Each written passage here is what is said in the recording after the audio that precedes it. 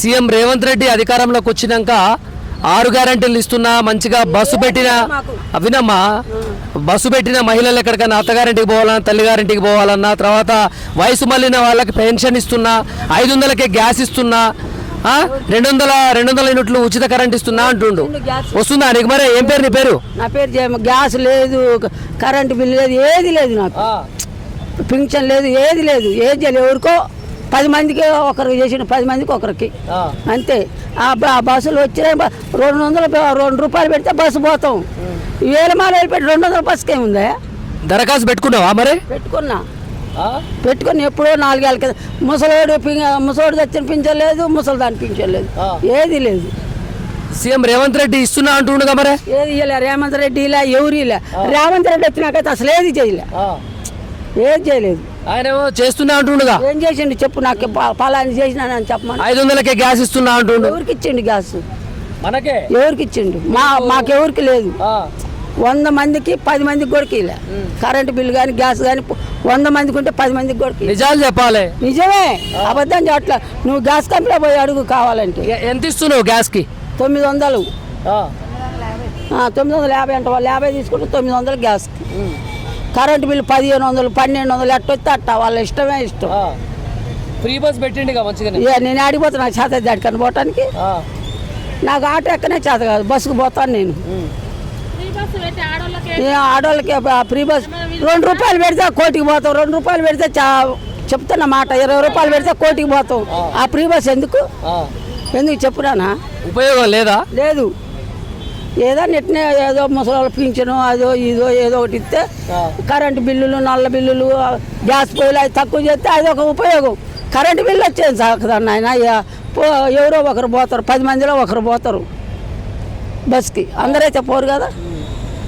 ఏంటికి ఉపయోగం చెప్పు?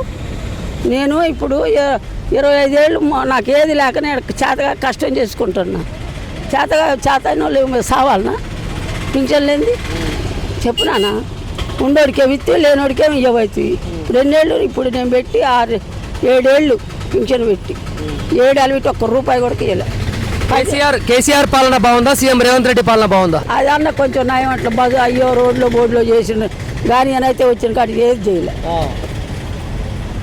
అంటే కేసీఆర్ ఉన్నప్పుడు పెళ్ళైనటువంటి వాళ్ళకి కళ్యాణ లక్ష్మి అది ఇచ్చేది, పథకం ఇచ్చిండు. డెలివరీ అయిన వాళ్ళకి ఇచ్చిండు ఆయన. డెలివరీ అయిన వాళ్ళకి లేదు, కళ్యాణ పథకం లేదు, ఏది లేదు, అన్నీ పోగాయ. సీఎం రేవంత్ రెడ్డి ఏమంటున్నా అంటే మళ్ళా నేను 5 సంవత్సరాలు నేనే ముఖ్యమంత్రి ఉంటా, అందరు నన్ను ఆశీర్వదిస్తున్నారు. సగం మంది వస్తారు మళ్ళీ గెలిస్తే, సగం మంది వస్తారు ఈ హైదరాబాద్లో. ఏంది అట్లా మాట్లాడుతున్నావు? మరి మాట్లాడితే ఏం చేస్తారు? ఏం చేసిండు? ఆయన మూట కట్టుకుంటాను అంతే, ఎవరు ఏం చేయలే నాన్న. మేము ఇప్పుడు దగ్గర నాకు 70 ఏళ్ళు వచ్చింది. 70 ఏళ్ళ నుంచి కూడా ఇట్లా ఎవరు చేయలేదు. ఎవరైనా మాట్లాడమన్నారా ఎట్లా నిన్ను?